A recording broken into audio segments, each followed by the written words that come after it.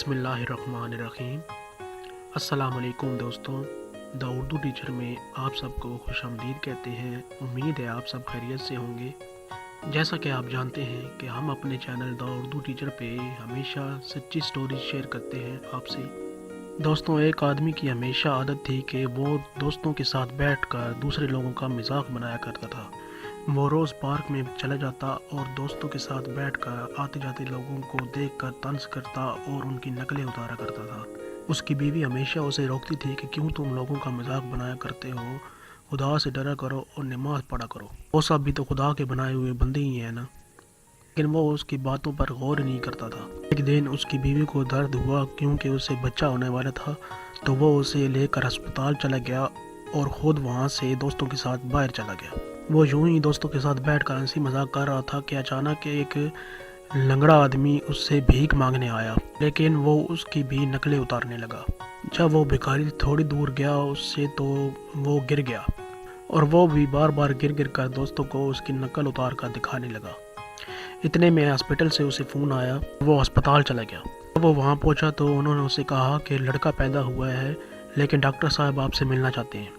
Doctor نے اس سے کہا کہ لڑکا پیدا ہوا ہے، لیکن ایک افسوس کی بات ہے کہ لڑکا اندھا پیدا ہوا ہے۔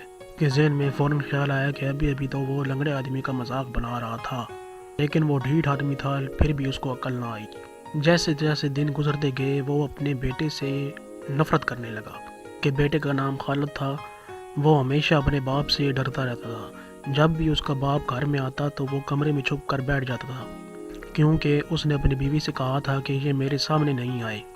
اس کا ایک اور بیٹا پیدا ہوا، وہ صحیح سلامت تھا، اس سے بہت پیار کرتا تھا، لیکن خالد چاہے روتے روتے مر کیوں نہ جائے وہ اس پہ توجہ نہیں دیتا تھا۔ ایک دن خالد کے رونے کی آواز اس کے کانوں میں پڑی تو وہ غصے سے پاگل ہو گیا۔ وہ خالد کی طرف گیا اور اپنی بیوی کو کہا، یہ کیوں رو رہا ہے، یہ کیوں رو رہا ہے؟ اس کی بیوی نے کہا کہ یہ جمعے کی نماز پڑھنے کے لیے مسجد جانا چاہتا ہے، لیکن اس کا بھائی بیمار ہے، اس کو بخار ہے، وہ اسے نہیں لے جا سکتا، اس لیے یہ رو رہا ہے۔ یہ بات سن کر اس کے باپ کے دل میں اس کے تھوڑا سا رحم آیا اور کہا کہ تم اسے تیار کرو، میں اسے چھوڑ دوں گا مسجد۔ لیکن اس کی بیوی نے کہا کہ تم تو چھوڑ دو گے اس مسجد، لیکن اسے واپس کون لے کر آئے گا؟ تو اتنے میں خالد بولا کہ آپ مجھے مسجد تک چھوڑ دیں، میں واپسی پر لوگوں سے کہوں گا وہ مجھے چھوڑ جائیں گے۔ وہ خالد کو مسجد میں چھوڑ کر باہر نکلا تو اس کے ذہن میں خیال آیا کہ یہ ایسے ہی رو رو کر ڈرامے کر رہا تھا، یا اسے نماز بھی آتی ہے۔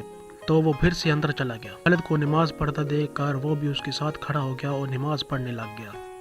جب خالد نماز پڑھ چکا تو اس نے کہا کہ مجھے کوئی قرآن لا دے، میں قرآن کی تلاوت کرنا چاہتا ہوں۔ خالد کے باپ نے اسے بتائے بغیر اسے قرآن لا دیا اور اس کے دیکھنے لگا کہ یہ کیسے پڑھتا ہے۔ خالد نے کہا کہ مجھے سورہ الکاف کی آیت نکال کر دے، میں اس کی تلاوت کرنا چاہتا ہوں۔ خالد کے باپ نے اسے سورت نکال کر دی اور اس کے سامنے کر دی۔ وہ بڑی خوبصورت آواز میں اسے زبانی پڑھنے لگا۔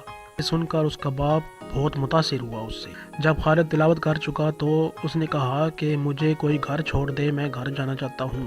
اس کا باپ جو وہیں کھڑا تھا چپ چاپ، اس نے اسے بتائے بغیر اسے گھر کی طرف لے کر چل دیا۔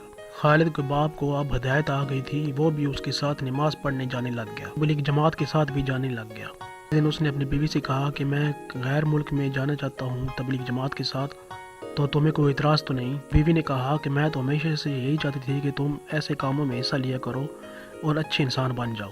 وہ ایک ہفتے کے لیے غیر ملک باہر چلا گیا۔